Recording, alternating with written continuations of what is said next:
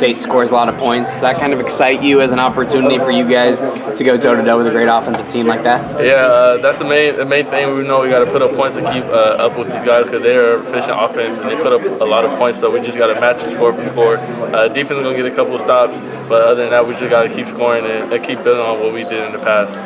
What was the bye week like for you after getting 5 starts in college and then having a little bit of a rest period? Bye week is beneficial. Just getting healthy. All the nick and bruises that the team had, that I had throughout the past 5 weeks, just getting healthy and getting ready to play Washington State. Obviously, the last 2 games have been really rough for the Washington State defense. I mean, what have you guys seen in film that you think could be an opportunity for Saturday? We could hit a lot of big plays and get the guys in space a lot. Really, just getting the ball to receivers. We could really run on the guys' passes. We just got to completely execute as offense. I mean, do you feel like it's kind of been last week something kind of weird because you faced really tough defenses with Michigan State and Cal, then you got Colorado, maybe a little more forgiving, and now you got Washington State. Is it kind of weird to go back and forth between like really challenging defense and maybe not so? Yeah, that's what the game plan is for. Each and every week that the coaches put together, that we watch film, we know some weeks this is what we're gonna have to do to win.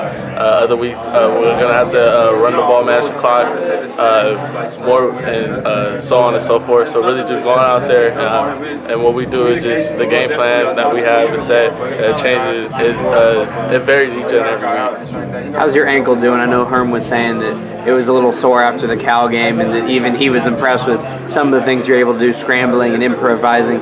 How's that feeling? Well, it's feeling better. I mean, last week it helped out a lot. Just the rest period that we had, and just going in with the treatment and everything, just getting better. Just resting it. I mean, it's not 100%, but it's better than how it used to feel. Is that kind of surprising to you, the toll this season has taken on your body? Is that unique? Yeah, I mean, I knew just coming to the season, you're never going to come out the season with being 100%. So I didn't expect for an ankle injury. I felt like I expected like a little nick and bruises here and there. But I mean, the ankle injury has been hindering me, but that's not going to stop me from playing. Because I mean, that's what I'm not going to go out there and not play because of ankle injury when I could do what I could do and still have my team win. So your old stomping grounds, Cajun High School, didn't waste any time retiring your jersey last week. Just talk about that experience. I mean, were you surprised it happened this fast? I mean, the head coach, my old head coach, Coach Rogers, he really was talking about it. Just the thing that he said I did for the high school, brought a CIO championship in 30 years back there. So I mean, it's just an honor to get my jersey retired there. When you went back home last week, what was kind of the reaction from friends and family? Seeing you after a 4-1 record so far. This is crazy. I mean, everybody's happy to see me excited. Everybody back home is really watching me, watching the games as much as they can. It's just a big support system. Kind of give a little more perspective about how far you've come already. Like they're already retiring your jersey. Haven't been gone a year. Yeah, I mean, just thanks to the high school, what we did at Cajon back in the past 2 years, the past 4 years that I was there, being able to win a championship, breaking records and everything, just being successful at the high school level. Do you find yourself sometimes, thinking like, man, if I knew what I know now back in high school, I could even be a better quarterback? Oh, of course. I mean, going back out there, you see things totally different from high school to college. Really just going out there and you see what the defense is doing. It's real slow now. So knowing what I know now, I mean, I could have probably put up way more yards back in high school. More than 10,000. Yes. Jayden, what are things you want to improve on in the second half of the season and you want to see the offense improve on as a whole? Just being more efficient on third downs. That's what we need to do. We need to be more efficient on third downs. Give defense a little longer break once they get to stopping it off the field. Really just keep playing our game. Complete a couple more deep shots, connect on the big plays, and then just ground and pound and get the running game going again. But the main thing that I want as an offense that we want to focus on is being more efficient on third down. What did you see out of Eno in the Cal game, Jayden? A lot of heart, determination.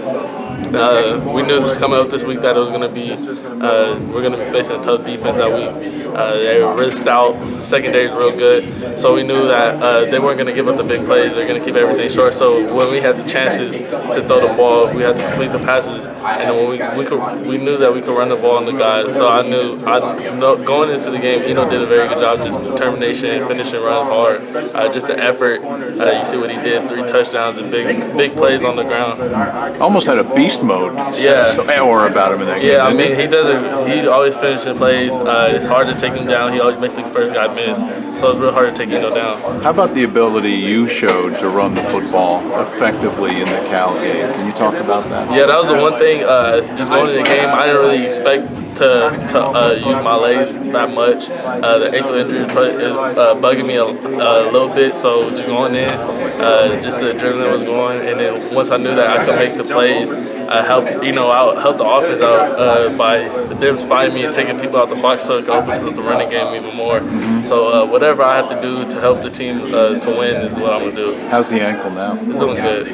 Off week, I guess, must have really helped. Not that Eno was quiet the first 4 games. He actually scored a touchdown, as you know, each and every game. But do you feel the Cal game was a turning point for Eno specifically? Yeah, I mean, Eno did a lot of things throughout the first 4 games, catching the ball at the backfield, just making big plays. But I feel that made a statement for our offense, our running offense, for what we've done to going into the second half of the season.